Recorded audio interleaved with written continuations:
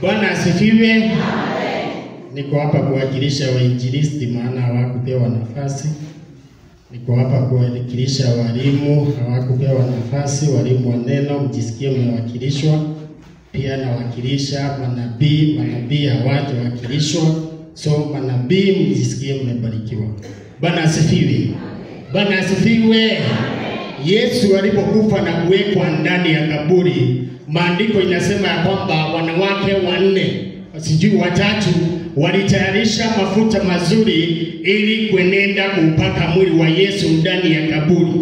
Na Biblia inasema ya kwamba kaburi lilikuwa limefungwa na jiwe na ingehitaji wanaume zaidi ya 20 ili kuondoa lile jiwe. Lakini walipokaribia kaburini, maandiko inasema ya kwamba wakakuta ya kwamba kaburi tayari lilikuwa limefunguliwa.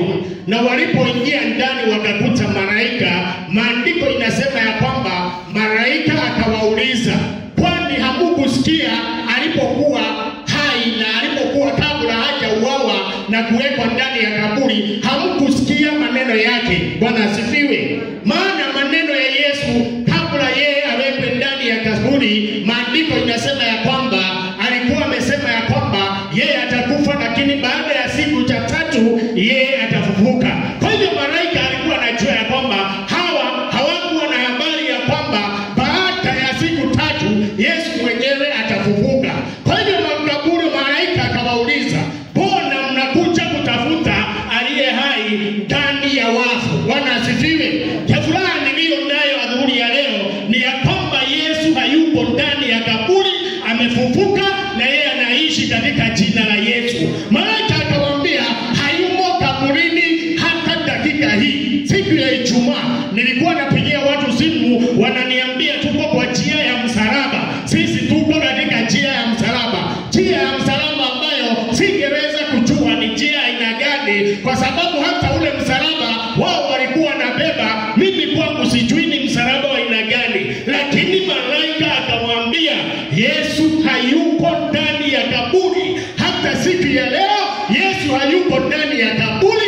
Amini na mimi mpendwa ya kwamba Yesu wetu amefufuka na yuko hai na yuko tayari kutubariki hadi dakika hii katika jina la Yesu. Shangilia Bwana kwa makofi unaposema ya kwamba Yesu yuko hai, yuko hai, yuko hai na yuko mahali hapa ndiposa aweze akatubariki. Hata Petero tunamuona akichomoka mbio kuelekea ndani ya kaburi, na maandiko inasema ya kwamba alipoingia ndani ya kaburi akakuta ni kweli Yesu hayuko, akakuta ni mavazi peke yake yaliyokuwa yamekaa pale. Kumbe Yesu mwenyewe alikuwa njiani anatembea na wazee wakielekea mahali kwingine. Bwana wetu na asifiwe. Na walipofika mahali walikuwa wanafika, wao walikuwa wanakula story, wanapea Yesu story bila kujua ya kwamba yeye ndiye Yesu ambaye alikuwa tayari amefufuka. Na maandiko inasema ya kwamba walikuwa wanampea story, wanamwambia wewe haujasikia ya kwamba kunaye mtu ambaye ni Yesu Kristo alikufa na akawekwa ndani ya kaburi. Na maandiko inasema ya kwamba hawakujua wanatembea pamoja na Yesu. Mpaka mahali walipofika wakamwambia kumekuwa usiku rafiki, mbona uenende usiku? Na maandiko inasema ya kwamba Yesu akakubali na wakaingia ndani ya nyumba. Lakini walipoingia ndani ya nyumba bado hawakuwajua ya kwamba wanaingia ndani ya nyumba wakiwa na Yesu. Na maandiko inasema ya kwamba walipoanza kula, Yesu mwenyewe akapasua ule mkate. Hapo ndipo walifunguka macho na wakamuona Yesu Kristo na hawakurudi kumuona tena. Ndiposa ninasema jioni ya leo, Yesu ambaye tunamwamini hayuko kaburini, yeye yuko hai katika jina la Yesu. Yesu ambaye tumeweka jioni ya leo ni Yesu ambaye bado hayuko msalabani na bado hayuko ndani ya kaburi. Yeye amefufuka na tayari amemega mkate siku ya leo. Kila mmoja wetu aweze akafunguka macho na kujua ukweli, na huo ukweli umweke huru. Bwana asifiwe. Fungua nami katika huo ujumbe wangu. Fungua nami katika kitabu cha Samueli wa pili sura ya 4 mstari wa 4. 1 Samuel chapter 4 and verse number 4. Tasoma tu baadaye tuingie kwa ujumbe kwa njia fupi. 1 Samuel chapter 4 and verse number 4. And Jonathan, Saul's son, had a son that was lame of his feet. He was 5 years old when the tidings came of Saul and Jonathan out of Jezreel, and his nurse took him up and fled. And then it came to pass, as she made haste to flee, that he fell and became lame, and his name was Mephibosheth. Turuke katika Samueli tu hiyo ya pili, sura yake ni ya 9. Nisome tu nikirukaruka kwa sababu ya wakati. Chapter 9, 2 Samuel chapter 9, starting verse number 1. And David said, is there yet any that is left of the house of Saul, that I may shew him kindness for Jonathan's sake? And there was of the house of Saul a servant whose name was Ziba.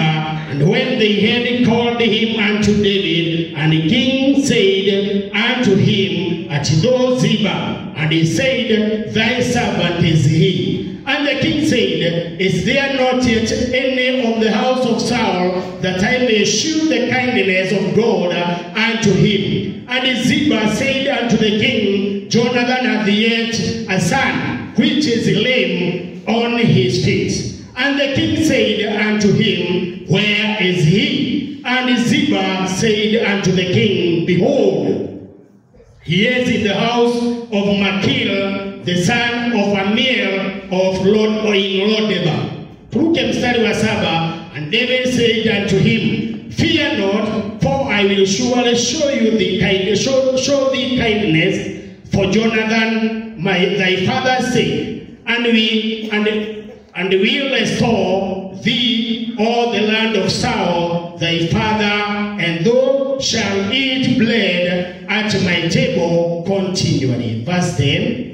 Though therefore, and thy sons and thy servants shall till the land for him, and thou shalt bring him the fruits, that thy master's son may have food to eat. But Mephibosheth, thy master's son, shall eat bread away at my table. Now Ziba had 15 sons and 20 servants.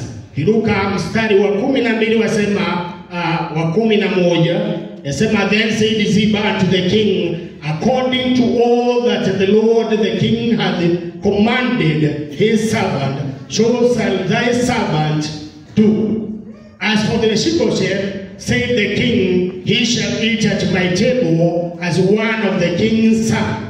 And Mephibosheth had a young son, whose name was Micah, and all that dwelt in the house of Ziba were servants unto Mephibosheth. So Mephibosheth dwelt in Jerusalem, for he ate continually at the king's table, and was lame on his feet. Bwana asifiwe. Yawezekana kuonekana kana kwamba ni maneno ama ni hadithi mrefu, lakini maandiko yanasema hivi ya kwamba Yonathani ambaye alikuwa ni mwana wa Sauli, maandiko yanasema ya kwamba walipendana na Daudi, na baada ya wao kupendana na Daudi, maandiko inasema ya kwamba baada ya wao kufanya agano ya kwamba yeyote atakayetangulia kubarikiwa ataweza kumbuka yule mwingine. Maandiko inasema ya kwamba wakafanya agano, na baadaye tunaona ya kwamba Yonathani ndiye aliweza kupea Daudi siri za baba yake. Baba yake Sauli, baba yake ambaye aliitwa Sauli, alikuwa ni adui wa Daudi, na maandiko inasema ya kwamba hata baada ya wao kuwa maadui, Yonathani ambaye alikuwa ni mwana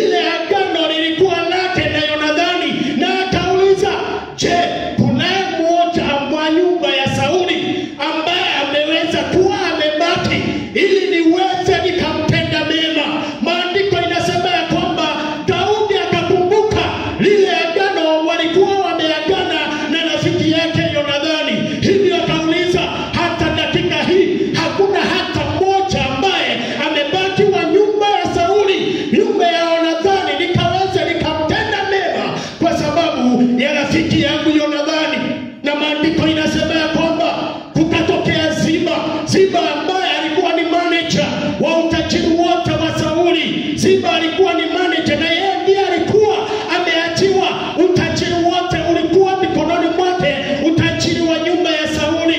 Na maandiko inasema ya kwamba Ziba akaja mbele ya Daudi, na Daudi naye akamuuliza, hata dakika hii hakuna hata mmoja ambaye amebaki wa nyumba ya Sauli ili niweze nikamtenda mema. Na maandiko inasema Ziba akamjibu mfalme na kumwambia kwamba Yonathani alikuwa na mwana, na yeye alikuwa ni kilema na anaishi Lodebari kwa tajiri aitwaye Makiri wa Amieli kule chini Lodeba.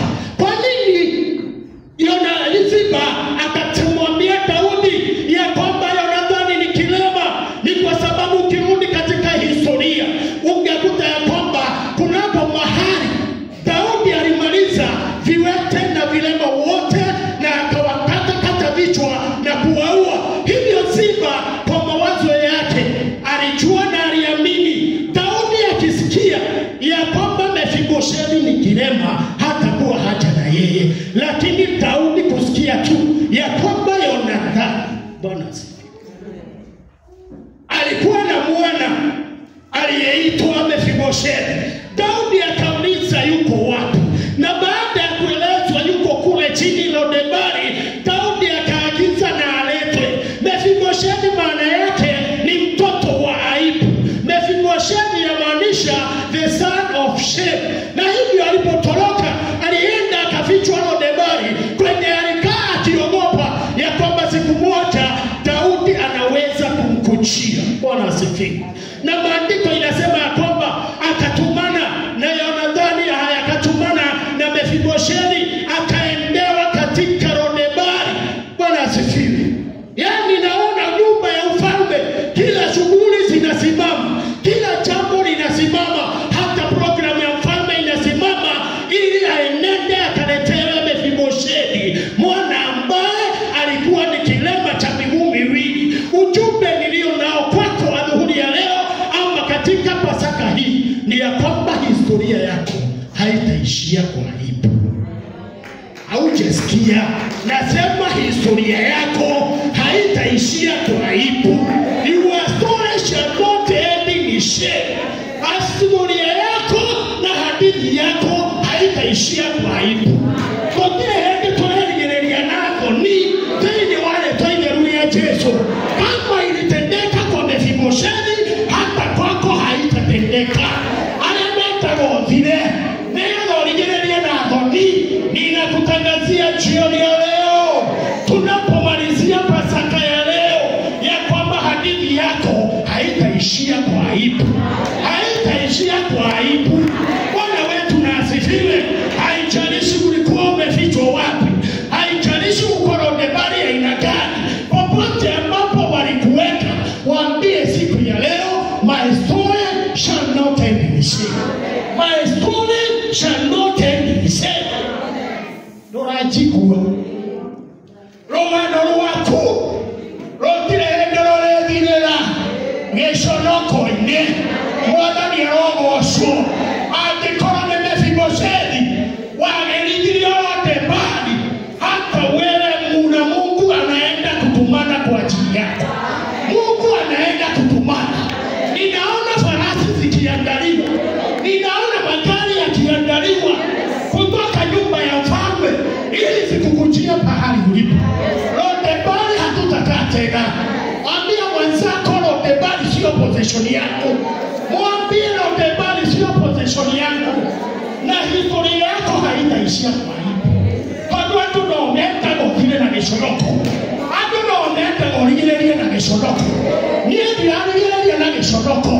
Mwana ni rogosu. Agekoro Mefibosheti ni alutirwa Lodebari. Ona ndiye ninaikara Lodebari leki. Henge wale tuenderulia Yesu. Otirama kandi ya wale toba uwango litana. Noga yato wana mwenye wamuthi. Jina lako linaenda kubadilishwa. Ushahidi wako unaenda kubadilishwa. Historia yako inaenda kubadilishwa. Mefibosheti akatumaniwa Lodebari. Mfalme akatumana alete. Wala asifiwe. Amen. Timurata wa watu gani? Mwana Bwana asifiwe sana. Bwana ni aomosho. Yaani Lodebari alikuwa mikako. A place of no pasture. Mahali ambapo hakungepandwa chochote.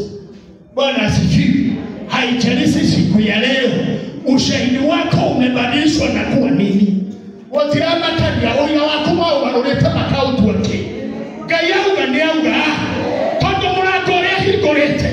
Otire mopote ohika. Venye wale toya nulia cheto. Onago maite higore wakiuo. Rogano wakwa otiradi nirazo nine. Rogano wakwa otiradi nirazo nine. Mwana ni aromosu. You are story shall not diminish. Mefiboshethi akaletwa mbele ya mfalme. Alipoletwa mbele ya mfalme akaanguka kifundifundi. Daudi akamuuliza, Mefiboshethi ni wewe? Naye akasema ni mimi. Lakini akauliza mfalme, uko na nini pamoja na mimi? Mtu ambaye alikuwa Lodebari, mtu ambaye ni mbwa mfupa. Yaani alikuwa amejidharau kiasi cha kujiona ya kwamba yeye si hata mbwa aliye hai, lakini ni mbwa ambaye alikuwa amekufa. Mbwa alikuwa hata ameanza kuota. Bwana asifiwe. Lakini mfalme akamwambia, inuka, nimekuita hapa ili mambo yote na wema wote nikutendee kwa sababu ya baba yako Yonadani. Bwana asifiwe. Ilikuwa ni zaidi ya miaka 20, lakini Daudi akakumbuka. Na wewe niko hapa nikwambia dhuhuri ya leo ya kwamba Mungu anakumbuka. Mungu anakumbuka popote ulipo. Haijalishi ni hali gani unayopitia, lakini Mungu akisema ni leo ni leo. Gayaba ni umuhoze ni umuhoze. So Daudi akamwambia, utajiri wote uliokuwa wa nyumba ya baba yako na babu yako Sauli na Yonadani nimekurejeshea. Bwana asifiwe. Bwana ni arogoshwa. Kile yote kile toneko. Bwana ni arogoshwa. Kile yote kile tomotolele wako. Mwakayo kana zira. Gayaraba ni radio mogeshokithia. Ni radio goshokerio. Shena icio cia kucione ile joine. Moduli wako shore ile joine. Gayaraba ni radio mogoshokeria. Venye wale toide nulia chetu. Haijalishi amefungwa kiasi gani, lakini Mefiboshethi akaletwa mbele ya mfalme. Daudi akamwambia, utajiri wote. Yaani tazama, mtu hana miguu na ameambiwa mashamba yote kuanzia Nakuru, Njoro na Pobote hata Lavington na kwingine, mashamba yaliyokuwa ya baba yako na babu yako Sauli ninakurejeshea. Bwana wetu na asifiwe. Haijalishi ni nini umepoteza, haijalishi ni miaka mingapi imeliwa na nzige, lakini niko hapa nikwambie, Mungu anaenda kukurejeshea. Na sio hivyo tu, Mefiboshethi akarejeshwa katika nyumba ya ufalme. Bwana wetu na asifiwe. Bwana ni arogoshwa. Sio ile tu, hata akaambiwa yule sasa alikuwa ni manager, akaambiwa pamoja na watoto wako 15, nini sasa mko chini ya Mefiboshethi. Bwana asifiwe. Bwana ni arogoshwa. Yaani mtu tayari na mambo akarejeshewa. Watu wakwenda kwa shamba, watu wakwenda kumulimia, watu wakwenda kuleta mavuno, ndiposa wawe baraka kwake. Na sio hivyo tu, Mefiboshethi akarejeshwa katika position yake. Na mfalme akawaambia kila mtu, huyu sasa sio Mefiboshethi mliyejua, na sio Mefiboshethi aliyeweza kuwa kilema. Yeye atahesabiwa pamoja na watoto wake, na maisha yake yote atakuwa anakula na kusherekea mezani pa mfalme. Bwana wetu na asifiwe. Kama ilitendeka kwa Mefiboshethi, hata kwako inaenda kutendeka. Kama ilitendeka kwa Mefiboshethi, mimi na mimi jioni ya leo ya kwamba hata kwako inaenda kutendeka. Kwako dada inaenda kutendeka. Kwako kijana inaenda kutendeka. Kwako mzee inaenda kutendeka, kwa sababu hadithi yako haitaishia kwa hivyo. Your story shall not be changed. Mungu uzima.